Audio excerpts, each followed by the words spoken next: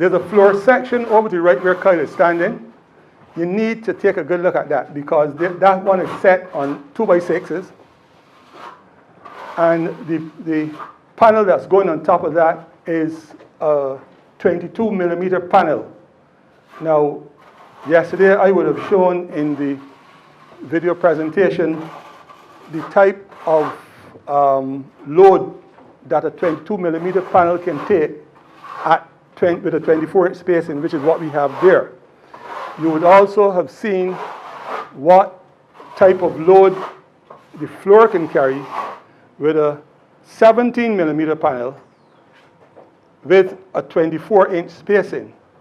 But there are some options that you have that you can exercise. Now, if you want to get closer to what Wayne is doing, you can do so. But in the meantime, the difference in terms of the loads that the floor would carry at a 16-inch spacing, 16-inch centers, is more than 4 times what you get with a 24-inch, a 2-foot spacing.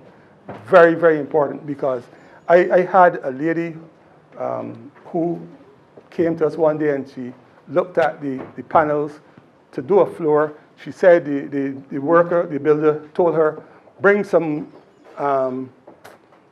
half-inch panels to put on the floor. I said, we don't recommend it. He said, if we don't have that, he'll get something, which he did. I don't know where he got it.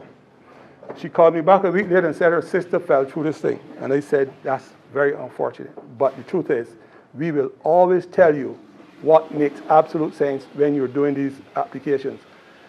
With the 3/4 inch, 17 millimeter, nothing more than 16 inches. With the 22 millimeter, you're quite safe with the 2-foot spacing on those panels. But wherever you're going to have a joint on the floor, double your studs.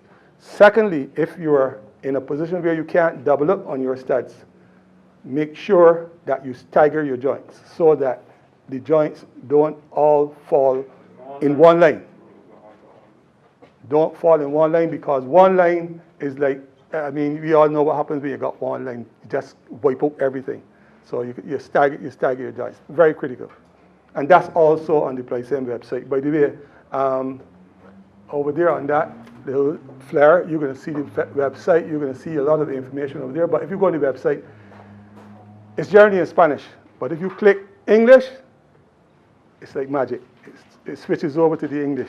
And you can read everything that's there on it.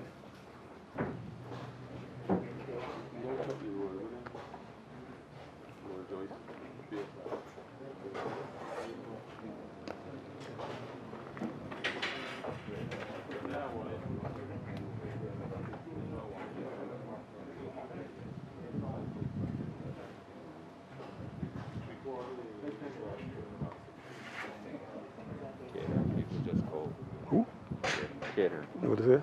Yeah, so them should be, I'm going to be here with that. Tell the come, man. Yeah. we moving now. Yeah. We will know quickly. Exactly.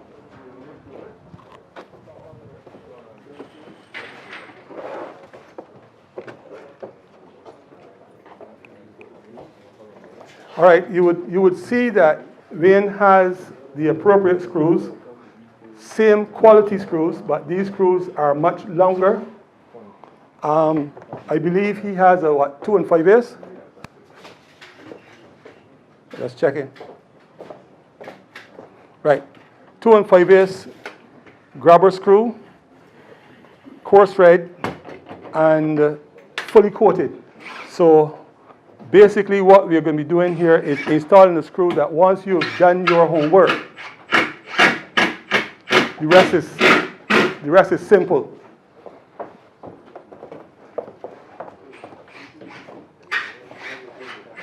On top of this installation, you can do your tiling. You can put down your carpeting.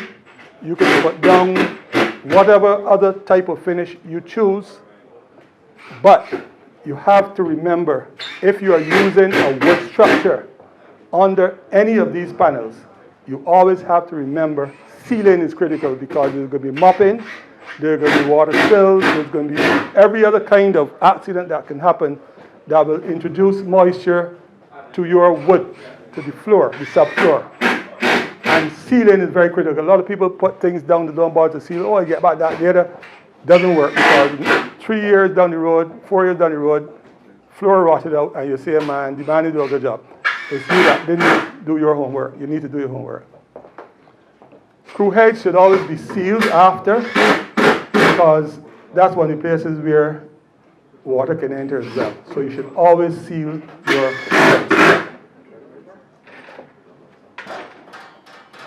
I need a heavy duty person. Anybody heavy duty? I don't. I do it myself. Because I would like somebody to come and jump on this here when it's finished. I mean, seriously jump on it.